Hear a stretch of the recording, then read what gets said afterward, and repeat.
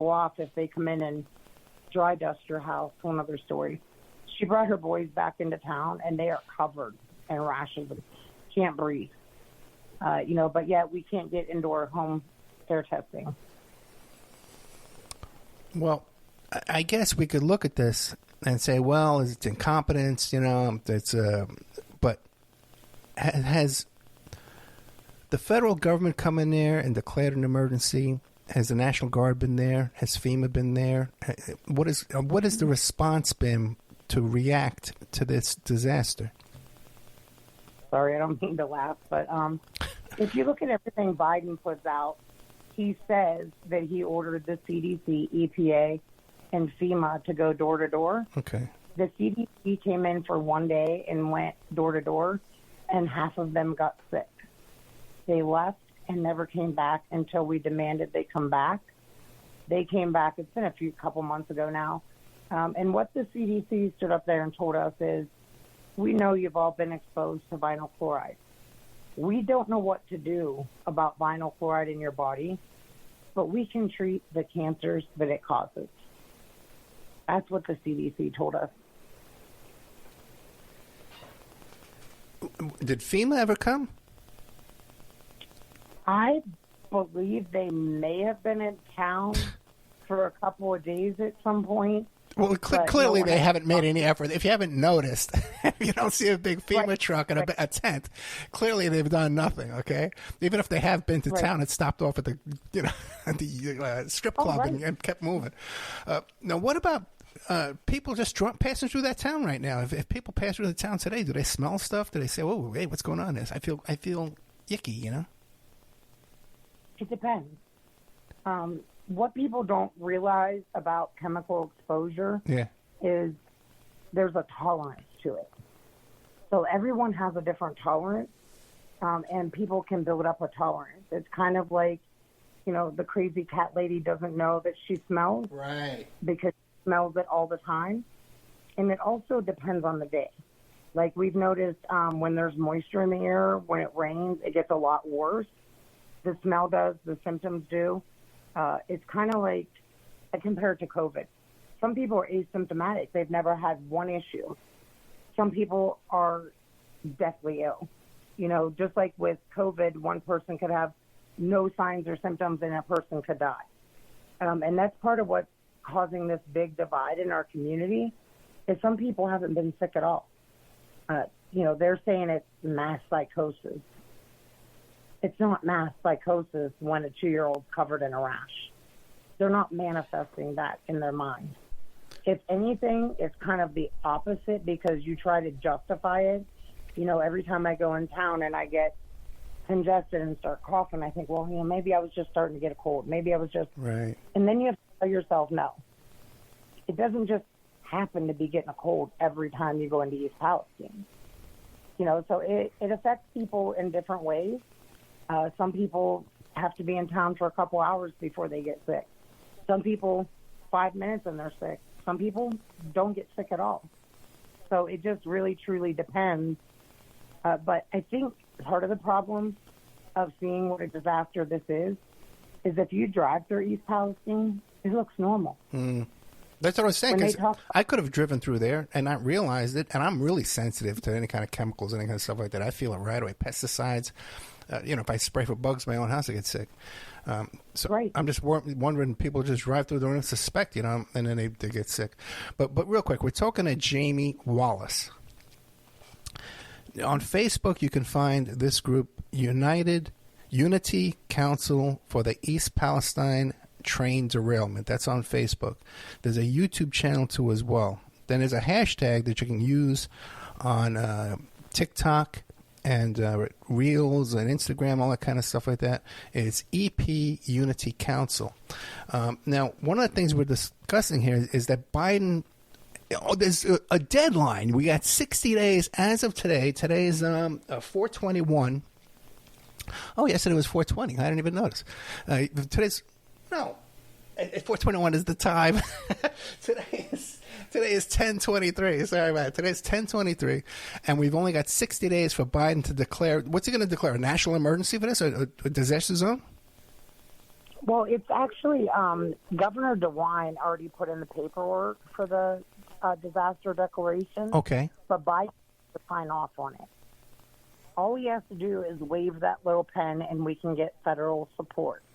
We keep being told there's an accountable party, and the taxpayers shouldn't have to pay for it. This accountable party is not taking care of us. We are U.S. citizens. We are here. We are sick. Our kids are still sick, and we're not being helped. As a taxpayer, I would much rather my taxpayer money go to a community that's suffering where children are sick than some of the places that our tax dollars go. If they're saying there's an accountable party, which I would agree is the railroad and the chemical manufacturers and all this kind of stuff, but then who do you turn to hold them accountable? You turn to the EPA, who shows up for a day and leaves because they got sick. You turn to your federal government, who creates these laws and brings in FEMA to react to these kind of things. So yeah, there's an accountable party. Help hold them accountable,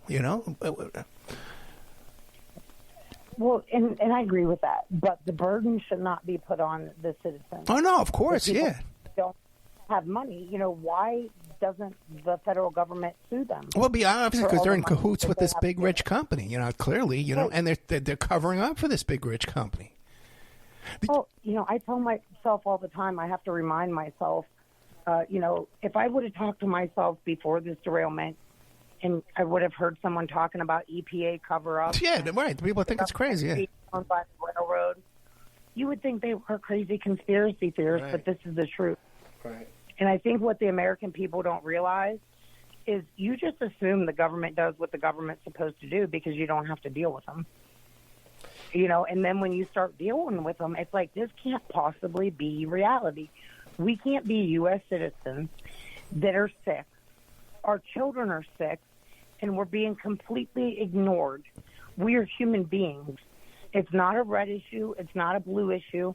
It's an issue of human life. This could be in any one of your backyards, and we always think it's not going to happen here or it can't happen here. It did happen here. Our kids are still sick, and we're being left here. And another thing, too, is the reason the derailment happened is because of deregulation and all these loosening of... Right. Because there's not just one or two derailments. These are things that are happening all over the freaking time. It's just very rare that all this kind of stuff spills, and then some wacky guy comes up with this plan to just burn it all up for people standing around. There's no accountability for that. Right? Anybody, you think people would be arrested? Well, and that's what I just said that too. They are starting to prosecute some of our residents and accusing them of fraud through this assistance center. And I said, what are the charges against Norfolk Southern? The things that they have done to us, your life is in the hands of this person working for Norfolk Southern. No training. There's no scientific data. We could be neighbors, and they could say, okay, yeah, I'll relocate you. I'm not relocating you. We'll get you lodging, food, and clothes. Yeah, we're just going to give you lodging based on absolutely nothing. And who's making that decision? The company, the train company? Yeah, Norfolk Southern. They have an assistance center. Mm-hmm. You have to go in there and beg. Do you know how degrading it is? I worked full-time at Cleveland State University from 8 o'clock in the morning till 5 o'clock at night. And I put myself through law school and my master's program from 6 o'clock to 10 o'clock at night. I have never had to ask anybody for anything, to go in there and have them highlighting receipts and to ask me why I bought shampoo twice in 1 week. Wow. I have a 4-year-old that dumped it out. It's absolutely humiliating to have to go in there and beg. And it's kind of like you getting raped and me saying, okay, go to your rapist. They'll make it right. There's no oversight of that assistance center. They have our local police officers moonlighting, and they work at the assistance center to provide security. They're in there telling Norfolk Southern who's who in our community. The things that are going on in this town are absolutely corrupt, and they're doing it right out in the open, and nobody cares. Oh, no, yeah, this has every sign of corruption. That the company came in, they paid off all the politicians. They, like you said, they hired all the cops. I'm sure the fire department too. They hired everybody part-time on the side. spreading all the money out with the lawmakers and the rule makers to be like almost like a prison, occupying force over this town. Business. Sorry? Let's not forget about the businesses being paid off, too. Yeah. They came in and they're putting in a $25 million park. Our homes have not been tested. $500,000 Norfolk Southern gave for an economic consultant. We haven't had our homes tested. They bought a building to put in this new state-of-the-art firefighting training center, $2 million fire truck, carnivals, Easter egg hunts. But our homes haven't been tested. And who's paying for that? The businesses? Norfolk Southern. Norfolk Southern is paying for that, but and then they must know that these settlements are going to be huge. What is going on with the people who have hired attorneys? What is going on with that? Are they? That's in the courts. Are they offering money? I guess they made it a class action lawsuit, so they combined all the cases together. But that's another thing Unity Council's been dealing with is a lot of complaints about the attorneys, because they're not telling people what's going on, and they're not communicating with the people. They came in and signed people up and then took off, and we really haven't heard from any of the attorneys. Do you know if attorneys can still sign up the stragglers? Because those class action suits, the class action plaintiffs get nothing, man. They get peanuts, and like 50-60% goes to the law firm. Right. And that's what a lot of those attorneys did. Yeah. Was they went to these hotels where these people couldn't afford hotel rooms. Yeah. And they fucked them up for like 40%. Yeah. And they told them they'd pay for their hotel rooms. So, the stuff that they did was just really shady. And, the fact that, you have a couple thousand people, because a lot of the attorneys are doing lawsuits 30 miles out. So this is not just East Palestine. These chemicals, the fallout from that toxic plume, looked like a big mushroom cloud, like they dropped a nuclear bomb. You could see it clear up into outer space. Yeah. That stuff went up and then it spread out all over Pennsylvania, down into West Virginia. It went right over Pittsburgh. And you can literally see the pictures of the cloud, and you can see the particles falling out. We just had a Unity Council member that lives 5 miles out in Pennsylvania, and she was lucky enough to get testing from Wright State University, and they found chemicals in her indoor air purifier. She fought to get her reimbursement for her hotels. She just got it. They found these contaminants 5 miles out in indoor air, but yet they won't test our indoor air. What about the national media? Have they forgotten all about this? Most of them, yeah, definitely. They come in for the big boom, and then they were out of here. News Nation is still doing a good job covering us. Chris Cuomo just did an hour special in East Palestine, but, the rest of the media, that's what we feel abandoned by our government. We feel abandoned by the media. Like, no one even knows what's going on here. Yeah. And if I do get to talk to one of those people from the media, they're flabbergasted that we're still dealing with it. They didn't realize that stuff is the way it is because nobody's cared to check on us. Yeah, I had forgotten all about it. I had Joel Atkinson on the show, who was a local volunteer guy just guy on a shoestring, just running down there trying to get people filters and stuff, Had him on the show a long time ago, way back in March 14th. I had him on way back then, and just out of the blue, he contacted me back, says, "Hey, Ed, we found this woman here, Jamie Wallace, from the Unity Council for the East Palestine Train Derailment on Facebook." And that's what sparked my memory, I didn't remember anything about this. Well, and we have been, when you ask about the lawyers, yeah, we have been on, community science. We have been the ones investigating. Right. Most recently, there was a second fish kill, and the EPA came out and said it was not due to chemicals.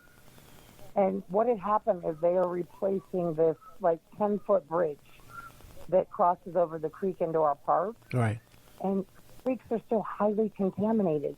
If you hit that sediment, I mean, the videos, you would be shocked. And we knew as soon as they tore down that bridge, again, you know, you talk about, is this a cover-up? The EPA can't possibly be that stupid. Right. It's common sense. If you poke the sediment and chemicals come out and you tear down that bridge, what's going to happen when you disturb that sediment? So another, you know, a local chiropractor who's been helping us a lot, he lives in East Palestine. His name's Dr. Chai. We call him the Creek Ranger because he's constantly in the creek. He takes the newspaper down to the creek where the EPA is saying they couldn't find chemicals, and he's holding the newspaper as he's poking a stick in the creek. You know, so the EPA kind of had to backtrack. One of the things that people don't know about East Palestine is a lot of the buildings are actually built on top of the creek. There's a series of tunnels that go through our town under the buildings, like under the municipal building. And when we talk about, you know, this potential pathway to exposure in basements, our storm drain system is so old and dilapidated that before you can sell a house in East Palestine, you have to do a dye test.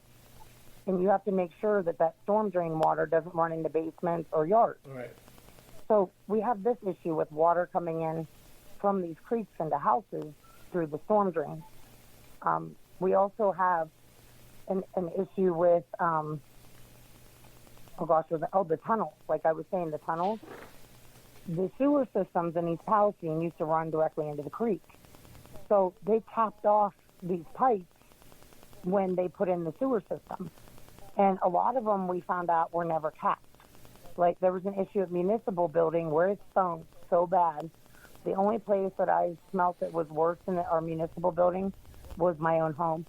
And they found out that there was not a cap over this pipe that, you know, in the tunnel. So all that chemicals that were off-gassing was going straight up into the building. Now, wouldn't you as a city government tell people to check those now? They never mentioned it. So this is what we're dealing with. Dr. Chai walked through those tunnels yesterday, and you can watch the videos. You're not going to believe it. We finally did get the EPA just issued an order for Norfolk Southern to clean up the creek. 9 months later. The EPA will not test my friend's yard, who lives 900 feet from the derailment. It looked like one of the tankers was sitting on her trampoline in her backyard.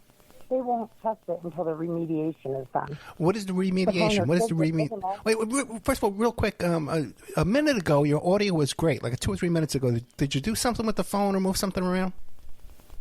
No, can you still hear me? Yeah, it's good. It's good enough. So now, okay. What are you talking about? Remediation. What is the remediation you're talking about? So when Norfolk Southern decided to blow up these tankers, what they did is they dug these great big burn pits, and they tapped into the side of the tankers, and they put all these chemicals into this pit and then caught the pit on fire. The fear was if they would have exploded, the shrapnel would have went for a mile around. So what Norfolk Southern did was after they burnt those chemicals, there were still, people assumed all those chemicals burnt off, but they weren't. There were still chemicals in those burn pits. Norfolk Southern covered those up with gravel, put their railroad tracks back up, and started running their trains. And again, everything that's been done so far has been community-led, because we very much look out our windows every time we hear something. People notice all these truckloads of gravel going in, but no soil coming out. Right. So after the trains are back up and running, the EPA says, oh, you know what, they did do that. So now we're going to dig those tracks up and make them remove that contamination. And they did it one track at a time so that the other track could remain open. Now, if the EPA was on site within a couple hours, how the heck did they do that? Cover all that up without the EPA seeing it. It's not like me snatching $5 off your table. Yeah. You know, and when I asked, why are you doing one side of the track at a time, I asked EPA that. Well, keep the railroad running, and because you wouldn't want to be exposed to that much contaminated soil at once. In fact, when we do the other side, we're going to ask them to dig it up in smaller increments and then backfill it. Because what they did is they're re-exposing everyone. They had to dig up that contaminated dirt and those chemicals that were still in there. This was supposed to be done by June. Well, the tracks are now allegedly remediated, but there was other contamination. They just found contamination under the railroad, under the road at the railroad crossing. So really, Norfolk Southern didn't clean any of it up. They covered up the burn pit, and they were out of town. Yeah, if they have the EPA covering up for them, there's no reason for them to do this. If they could just say, okay, it's scheduled for this day and for this week, we're going to be doing it, the trucks go back and forth, why would they have to do it if it's being covered up? You know? Well, I think here's my theory. This is just my theory. Yeah, now you sound great. So East Palestine has a north track and a south track. And what people don't realize is we are like the main thoroughway from the east to the west. So if they had to close those tracks down till all this remediation was done, those railroad tracks would still be closed today. No, I 100% agree with you. And someone made a calculated decision based on money, right, that your life is not worth as much as getting Tonka trucks and what are toys and tables over to the other side of the country, or chemicals, whatever they want to move. It's more. There's more money in that than taking care of you. And now all this stuff's into our waterways. Yeah. It's leached into our soil. It may even be in our aquifers. This is what they've done, and exactly what you said. It's profit over people. Yeah, and also, too, the value of the land and the businesses and the property there, no one's going to want to move and put a new factory or a new business in East Palestine because of the name alone at this point. Jamie, really? Let me tell you about real estate in our town. You can't, because we only got 4 minutes left. So I want the most important thing to come out of your mouth. What's the most important thing you want people to know? Market value, but go ahead. What's the most important thing you want people to know in the next 4 minutes? I mean, the most important thing that I got out of this is open your eyes to your environment. I didn't pay enough attention to what was even in these tankers traveling through my backyard, and I didn't pay attention to railroad safety, to precision scheduling, to anything to do with these railroads. And if we don't pay attention, it's not a matter of if this will happen again, it's when. And this could be in your backyard. If you live within 30 miles of a railroad, these could be your kids that have blood coming out of their ears and their noses. Mm-hmm. This could be your community that's told we don't know what to do about the chemicals in your body, but we can treat the cancer. We have got to stop this corporate greed. We've got to stop putting profit over people. And we, the people who built this country with our blood, sweat, and tears, need to quit letting these corporations control our own country and act like we're just a disposable cost of doing business. We need to email this guy at the McPherson at the FEMA DHS Gov, James McPherson, McPherson @.2 at again FEMA.DHS.gov. No, it's James.McPherson.2 the number 2 at FEMA. Was it DHS? DHS.gov. And I'll have it in the description of this. And if you need it, if you're listening to the show and you need it, just get a hold of me, OppermanReport.com, and I'll get you all this information. Jamie, we're going to have you come back, okay? We're going to have you come back and check in with us. And whatever we can do to help you out. If some emergency comes up, you need to get on air, just give me a call right away, okay? Okay. This is outrageous. We need prayers and awareness right now. It's the only two things that are going to save us. Unity Council for the East Palestine Train Derailment. That's on Facebook. Unity Council for the Palestine Train Derailment. And then the hashtag to check out all the stuff on TikTok and Reels and YouTube. Hashtag EP Unity Council, and there's a YouTube channel too as well, EP Unity Council. And get on the horn to this James McPherson character over here and call the White House, man. Call up Joe Biden and tell him he's got 60 days to declare an emergency here and get something done here for the people of the United States of America. Your neighbors and my neighbors. And we all live 30 miles from train tracks, okay? They may be in the industrial part of town where they fix the cars and they do all this stuff, but everyone has a train track in their town, man. That's how this country was built. So we all need to be concerned about this stuff, not just the Appalachians in West Virginia and these poor people that are just being eaten alive out there. Jamie Wallace, thank you so much. Unity Council for the East Palestine Train Derailment on Facebook. Thank you so much. Thank you. Good night.